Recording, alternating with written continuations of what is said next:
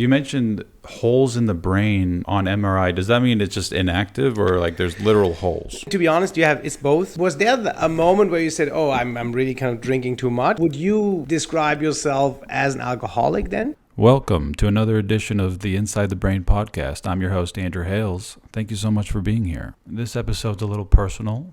It's Axel and me just talking about my alcoholism and the neuroscience behind it. Yeah, I haven't drank in about 3 years now, and I gotta say it's improved every aspect of my life. Finances, mental health, physical health, sleep, my relationships. Yeah, it's one of the best decisions I've ever made, and I don't think I'll ever drink again. I really don't. Please pummel that like button. Thank you so much for being here. Subscribe. Inside the Brain is available on Spotify and Apple Podcasts, and thank you. Here it is. I feel like I didn't have a problem with it until I was around 28, 29. I think the biggest reason that drove me to it was the social aspect. It helps ease everything when you're socially. Why is alcohol more effective as a social lubricant than other drugs, do you think? In a way, it's literally down to the molecules. It's super simple. It is combining social elements with pure molecular kind of just triggers that alcohol does. So alcohol plays on the positive reinforcement, like on three molecules. One is dopamine, the other one is GABA. What is somehow, if you have too much GABA, then you can just like feeling anxious and it blocks GABA. And opioids. So it basically is a mixture of excitement and pleasure. That together with people, right, or also with girls or whoever you have a preference with, means that you are more excited, you have less anxiety, and you enjoy it more. And that is obviously a good version of yourself. You are pretty successful. Everybody laughs with you, kind of just like you're just more likable. That means in the beginning, it is literally only a lubricant, like literally taking away the anxiety and then opening the two most important neurotransmitters to feel good. You used to party? I partied a lot, but like in a way pretty unusually split, I have to say. You see, I get like the positive reinforcement that actually alcohol is really fun. So what I didn't have when I was young, because I didn't like it, in that phase, I think I had the most crazy experiences. Also, kind of just like drinking to almost collapse.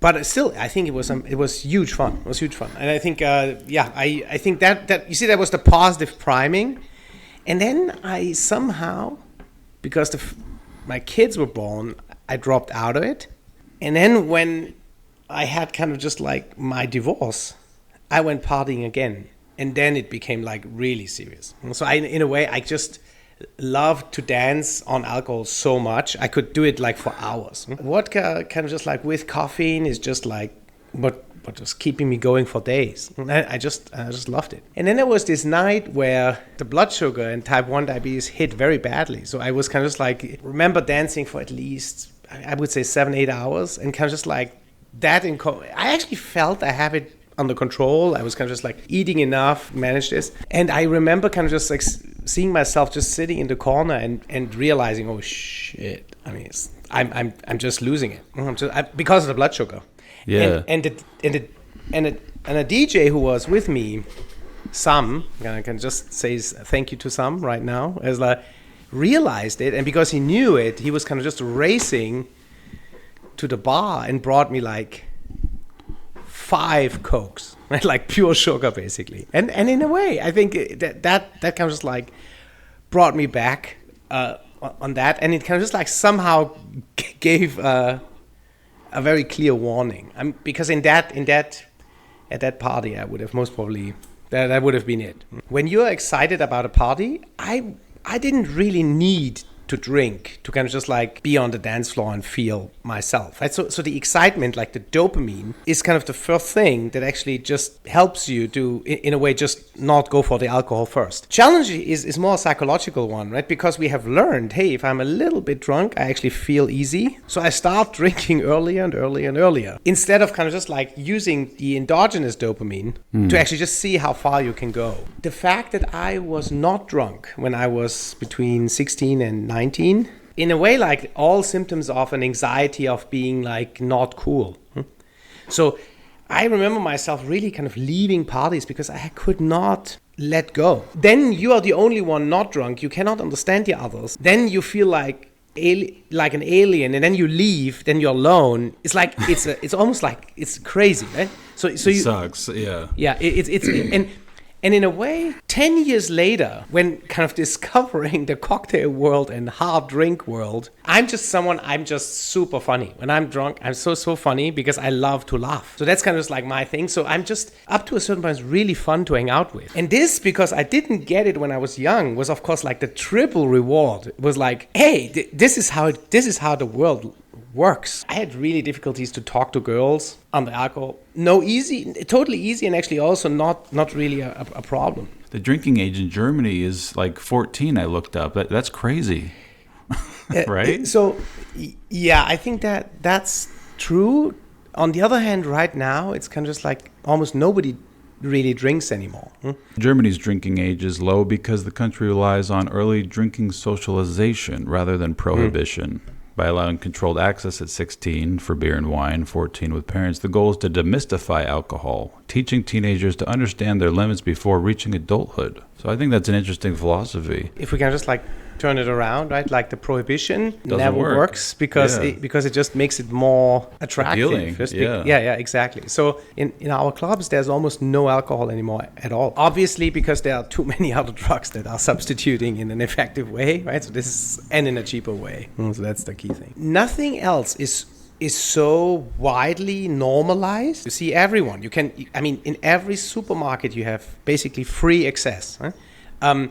You're celebrating successes with champagne. With the first positive experience that you have, you are already emotionally dependent on that moment, right? Because you felt amazing, you were dancing better, you at least believed you're dancing better, easier, everything is easy. So it's obvious that you want to repeat it because it's also well accepted. Your cortisol and corticosteroid network is somehow reshaped. What that means, down-regulates that whole system, and that means when you're without alcohol, you get anxious. Right? You just feel uncomfortable all the time.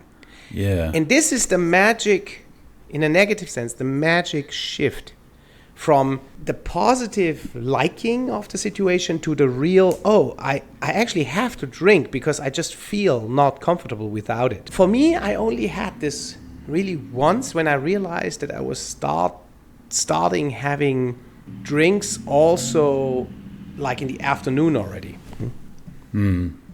Yeah, I mean, have you been on benders where you just drank like for weeks on end every day? No. I have to say it's also like I feel so miserable, right? That kind of like it is just a toxin, right? And that's the second thing, right? On a physiological, people should just think about it. What is the substance that doctors clean their hands, right? When they do surgery, it's basically alcohol. So in a way, alcohol kills everything what is biological. The antiseptic aspect of it always made me feel like it was cleaning out my insides when I would drink it, like Drano, or something. Yeah, it's a neurotoxin. Why do you... I've read on Reddit, and so many times people have said, like, it's more dangerous and destructive than even hard drugs like heroin and cocaine and stuff. To the brain, anyway. Is there any truth to that, do you think? Yeah, there's full truth to that. So I think when you see the brains in functional MRI or even structural MRI from people drinking a lot of alcohol to people taking any other drug, the holes in your brain from alcohol is just massive. I can't just, this is just what everybody have to be aware. The other thing is, of course, what is also in a way like my challenge as type 1 diabetic, right? You have a metabolic shift that is giving your liver and everything like a real hard time. Yeah, the biggest benefit I noticed was like about 3 months into it, without drinking, this baseline anxiety kind of just vanished, and it kind of repaired that aspect of my brain pretty much, like the GABA or the homeostasis finally happened. What did you enjoy most on alcohol? It helped me open up, because I'm a natural introvert around strangers, and it just helps me loosen up and social anxiety. Yeah, it was really nice because, you're confident. It's like pharmacological makeup, Yeah, 100%. Yeah, and the dopamine makes you confident, right? Kind of just like you just enjoy whatever you do much more, right? So it's good. Was there a moment where you said, "Oh, I'm really kind of drinking too much," or was that kind of just like going silently, and then someone had had to mention it to you, or was it like just you by yourself said that's too much? Well, there had been warning signs, like kind of like, Andrew, you drink way too much, and like you get effed up. We're all just drinking. I was around like 28 years old, and I was just living in my apartment by myself and nothing to do, and I would just drink more and more, and it became like every other day at least, and then with a few benders here and there, like where it was every day, all day. And it, at that point it's just to avoid the hangover and not feel anxious, but a lot of it's just boredom, and also just I have an addictive personality. Maybe it's kind of a mystery, It's almost like everyone has the perfect drug. It's interesting, right? Because that feels very similar to the two of us, right? We both were like introvert, but wanted to be cool. And that obviously in a classical party setting, girls, it just doesn't work, right? You feel just insecure. And insecure does not match to who you want to be. And then that's indeed like a super easy available access to more dopamine, and even feeling kind of getting the pleasure, getting the opioids from it as well. And you get away, and the anxiety goes away. For a lot of people, that's just that easy entry drug that later is then converting into stimulants that are only going on dopamine, right? Or kind of just like any other things that are kind of stimulating other kind of areas that you miss.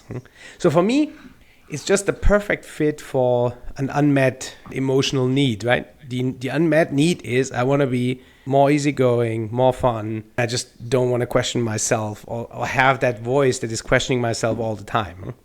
And I think that's the key thing. And then you see on your journey, you describe exactly this initial phase where, hey, that's the solution. And then because the restructuring of the brain kind of just like restructures all these circuits, all of a sudden you are literally addicted. And the anxiety for a withdrawal actually changes even what that substance does for you. From a positive influence, it becomes just a medication to avoid pain. In the earlier days, before all the anesthesies, alcohol was used for surgeries, right?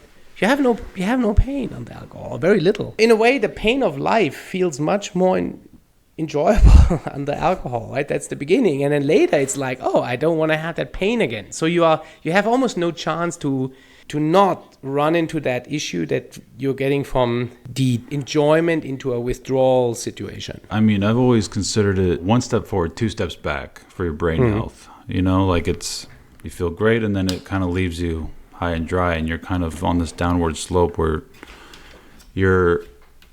so tell me if I'm saying this right. Your neurotransmitters are being more like used more, and so it makes them less sensitive, something like that. Almost. It's like the game goes between a substance and its receptor. So kind of just the substance, dopamine, binds to its receptor called dopamine receptor. And where the receptor is, there is the effect, like the boost, the enjoyment. The neuron is triggered and you feel something. Alcohol releases more dopamine. That means all of a sudden there's more dopamine available, and on the receiving end, where the receptor is, there's more signal. So the receiving cell that makes all these good emotions gets, in a way, positively stressed by all this more signal. And the response of every biological system, if there's overstimulation, alcohol drives dopamine, too much dopamine, right? Overstimulation on the dopamine receptor, the cell with the dopamine receptors downregulates, reduces the dopamine receptors. So next day, you're just going out drinking again, you drink the same amount that releases the same amount of dopamine, but dopamine is not the so-called critical step anymore. There are too few dopamine receptors. The thing what delivers the trigger has been reduced. So our response is, oh, apparently I'm not drinking enough, right? So I drink more. What somehow is just accelerating this system. There's more stimulant.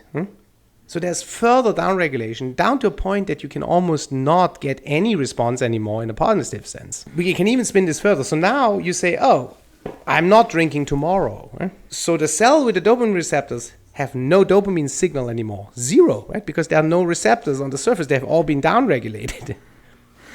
that means anxiety. Right? So the message is, guys, I have no stimulant. I'm just getting scared. Why is alcohol more toxic than other drugs? If you see a water molecule and you see an alcohol molecule, alcohol has the potential to really penetrate all our lipid layers of our cells much easier and disturb them. Every cell is kind of surrounded by a little lipid kind of lining that is kind of just like helping us to regulate transport. Something has to go from A to B and it has to cross that membrane, that lipid membrane. That's kind of why alcohol is something you kind of can wash your hand with, right? Because it dissolves the lipid layers of bacteria, right? So the same it does basically in our body at a certain level. Our body does something to alcohol what is not really helpful. It kind of just like degrades it very quickly to acetaldehyde, what is kind of just like a pure toxin. That gives you the headache. So it kind of tries to get rid of the alcohol, but actually what it produces is that thing that actually is even more toxic. The key question ultimately is, why is this so difficult to kind of get rid of it, right? Because there is this positive effect that you hang out with your friends. Alcohol becomes a fundamental ingredient that is necessary for that friendship, for these experiences. You see, this makes this so difficult because if you are not drinking, the first question is, what's going on with you? You're not funny today. What's going on? And so it's like, so you have to make, instead of having fun, you have to kind of address a potential problem that shows that you're weak, what you actually wanted to avoid in the first place. And so this is, so the social element, I think, is the most challenging piece in the alcohol addiction. In fact, like, there are not so many people on a daily basis injecting heroin together. So like, I mean, drinking is everywhere, huh? And that's the real challenge. Why do you think that is? Like, why was alcohol through humanity the last 2,000 years? Why did that like kind of become the central thing that people socialize around instead of other drugs? You know. First of all, I think there is this universality that alcohol addresses everyone's unmet need. So let me try to explain it a little bit. Dopamine and opioids are just the enhancers of all emotions. So as an example, if you have no friends, it feels better to hang out with people if you are motivated. Motivation comes from dopamine. For the person who misses friends, the dopamine from the alcohol helps you to experience friendship, love, what is cannabinoids and opioids. If you feel self-confident enough to talk to someone, a woman, a guy, whatever, just in general, you need serotonin and again dopamine, right? So the alcohol delivers you the dopamine, what helps you then to experience that actually you have the self-esteem and you learn and you get like that particular thing. Now comes to the next one, when you are kind of just like inhibited in kind of just like showing sexual attractivity, it is again dopamine plus testosterone. So you get the dopamine from the alcohol and all of a sudden you feel more attractive. In that context, when just to finish it up, the last thing is sometimes people just have this trauma of not being hugged by their parents or kind of, you name it. This nurturing love, kind of being hugged, is dopamine and oxytocin. So you get the dopamine from alcohol. So you see, all of a sudden, the point is alcohol gives you the basic repertoire of enough motivation that matches all your missing emotions. And then it gives you opioids, what makes you like whatever you experience. So it's the universal drug for all needs out there because the brain picks exactly the ones that we have the most unmet need of. I think why it was early on was just so successful for a lot of people. It's like just the mainstream drug. Because the most unmet need is, of course, what displays first when people get drunk. If you think about kind of the classical stereotypes that you have in mind, you have the person that all of a sudden starts hugging you. You have the people that at the end kind of they have too much start crying. These are the typical oxytocin, right? Nurturant love missing people. Then you have the guys getting horny, touchy in a sexual sense. These are the guys where the testosterone is missing. Right? Then you have the people that start talking all the time. Total in self-esteem, talking, dancing wildly. Serotonin. Finally, you have kind of like these people that laugh their butts off because that's the cannabinoids. They love to laugh with friends. So in a way, you can almost titrate in an evening the emotional needs in the community because like the iceberg, right? Like the first highest unmet need pops up first. So. You haven't drank in a couple years. You don't get tempted to drink it anymore? I actually do, but it's, again, this classical state dependency. So if I go in the clubs I used to go, no, it is literally impossible not to take that drink that had kind of just like made so many nights amazing nights. I think it's just impossible. So that's why if you are really heavily addicted, you unfortunately hardly can. You should not go there anymore because the brain is so strong, attaching the alcohol to that event. You have almost no chance to stay sober. Environment's huge. I just don't. And the people too, right? I mean, the people too. You have no. Yeah, you might have to sacrifice some buddies, if you're really trying to kick alcohol. You mentioned holes in the brain on MRI. Does that mean it's just inactive or like there's literal holes? To be honest, it's both. So it's functionally you have quite some dysfunctionalities or kind of just like emptiness, but there you see holes in a way that there's less cortical thickness, less neuroplasticity, literally less tissue that is harboring functionality or memories. Most probably you also know people that have really pushed this to the absolute limit at the far end, called Korsakoff syndrome. People just forget everything. It's just literally because where there is no substance, there are no memories, so they just forget. And that's, I think, it just shows in the end stage, in a way, we just should not touch that stuff. It's as simple as it is. Just should not touch it. What helped you withstand the temptation to drink? I think what was very helpful indeed for me is that kind of the hangovers were getting really worse. I mean, really worse. And always as a repellent is that when you cannot enjoy doing sports the next day because you're so hangover. I mean, just impossible. So what I do up to today is very simple. I select the parties really well, where I know who is there and I know it's like amazing fun. I check that I like the music because music by itself is a dopamine deliverable system, right? It's amazing. I just don't try to radically not drink. But the idea that I go already drunk into the place, that is not happening. Because I just want to enjoy that moment, and because it's just by itself, it's enjoyable. Have you heard of BDNF? BDNF, brain-derived neurotrophic factor, most probably, right? Yeah. That's probably like the number one thing that can help you repair your brain, right? I mean, BDNF is the magic substance in a way, right? The challenge is that whatever has been tested of giving BDNF got some weird mixed effects, right? So there was a very strong idea that BDNF literally should increase all your positive neurotransmitters naturally. So the perfect drug, if you will. You just elevate all the positive things. Right? Yeah. But somehow it just didn't work. Our muscles kind of send molecules to the brain that then drive BDNF when we're kind of just like physically active. So somehow just giving BDNF doesn't do the trick. It's not clear exactly why. Is it because it doesn't really travel properly to the areas where it should be? Sometimes in the brain, that's the challenge, right? You have like a couple of billion cells and you have to go exactly at one spot, and how you want to flood your brain in BDNF, it just doesn't work, right? But BDNF would be the master clue, basically. What did have to happen that you kind of just like stop drinking? What was that? Was it like total crash? Was it like literally, hey, okay, I have to make a move somewhere else? It was just kind of a moment. I was reading this book called Atomic Habits. Have you heard of that? Yeah. And I was really into that, and just these little increments each day and 1% differences. So I finally, for the millionth time, I'm like, all right, not drinking again. I think the main motivation was to just be happier, pretty much. Because I was depressed, very depressed, very unproductive, very fat. I was very bloated.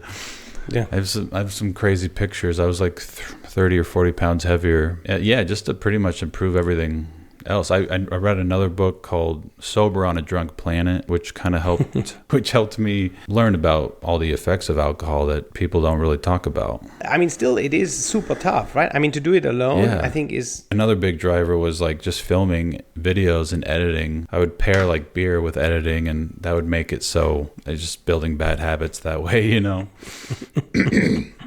with my work life and just complicates things. And my brain just feels so much more simple, or I mean, clear-headed. Would you describe yourself as an alcoholic then? I mean, is it like, would you feel you can fall back like in one day?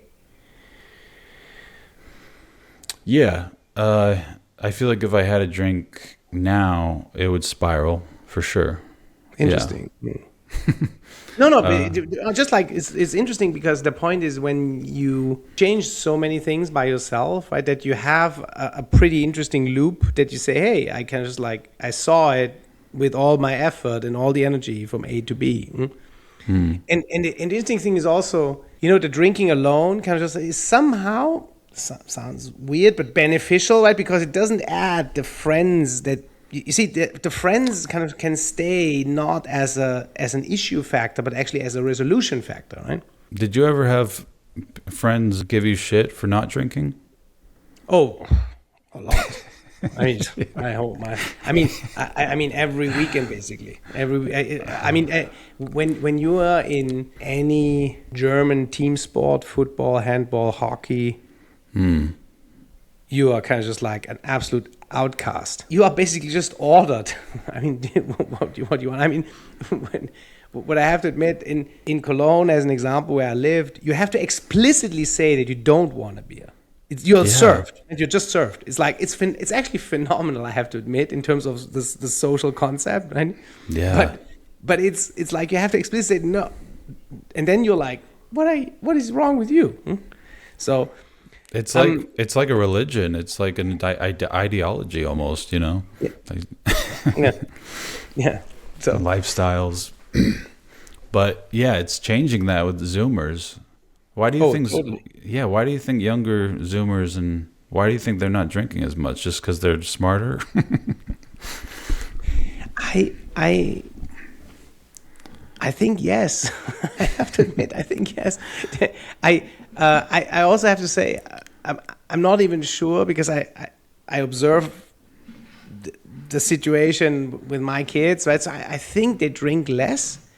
I think what is the big difference is that they like safe space, right? So they like to be with their friends, and that's kind of like my observation in safe spaces. And then you don't have to drink to be more outspoken, right? Because you're already with your friends. So I think that's almost, for me, the resolution of this is they make it smarter to hang out in smaller group with their friends in the first place, and then kind of just like have, I mean, it's always like, there's always music because it's available, right? So you don't need a guy in my times who has like kind of records, right? That you have to put on a record player. This is not happening, right? There's even a DJ you don't need because you can just take whatever, Spotify, SoundCloud, last DJ set, and you have it. So in a way, like a lot of things are kind of like opening the door of having an amazing safe space where you don't have to be cooler by drinking. Yeah. There's just less peer pressure and more education, pretty much. I think it's a different peer pressure, right? The peer pressure is massively on the social media, but I think there is not much to gain as a drinker on Insta or on TikTok, right? So therefore, that's like, I think it's not so much promoted there. Yeah, you mentioned music. So that instigates dopamine, but in a healthy way, so it's more sustainable. Yeah. And you can listen to music all day and it's totally fine for your brain. It's totally fine. The most important thing is just, that substance, alcohol that comes in is a non-natural stimulant. And that's why the dopamine response is artificially high. Just imagine without the alcohol, you would not be excited because there is nothing exciting, right? The music turns you around. If you like the music, you're excited by the music, so the dopamine in its natural way is released. And that's kind of just like on, and of course you get tired at one point in time, right? There is so much you can gain by the natural means that are available, right? Laughing with friends when you're drunk is amazing, right? But laughing with friends is amazing already. Yeah. And that's the key thing. To not turn it around and say, hey, I have to drink to then laugh with my friends. That's the key piece. Yeah. Do you agree with Germany's laws? I mean, I'm kind of asking random questions now, but no. Compared to Actually, America's, Yeah. I think yes, because the point, pretty brutal prohibition kind of gives this whole thing such a huge attractivity factor. And it prohibits also the education. Do I think it is correct that under supervision with 14 or 16, for your brain, that is crazy? Right? Yeah. I'm actually just, you see, for me, the beauty is if I just see the consumption in the younger people, it just shows me that intelligence finally wins. They are just literally making it smarter than I did it, or my age did it. You know, your move from LA, from where you're living now, was that also driven to kind of just like get rid of that kind of state dependency in LA with the drinking, or had this nothing to do with each other? No, I mean, I kept drinking a lot a couple years after the fact, moving. We moved to Nashville. Yeah. What is also a lot of bars. It's true. Yeah, definitely. A lot of nightlife. Just for cheaper living. Just California's just really expensive, and taxes and just more simple living. And we just wanted a home base in a state that didn't have income tax. And makes total sense. Yeah.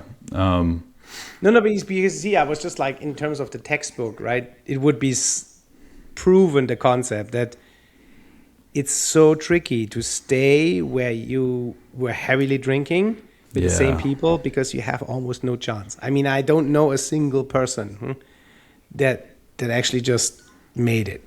Well, sweet. Let us know. Let's see. Let us know what you think about all this. Share your experiences. Comment. Thank you. And we'll see you next week.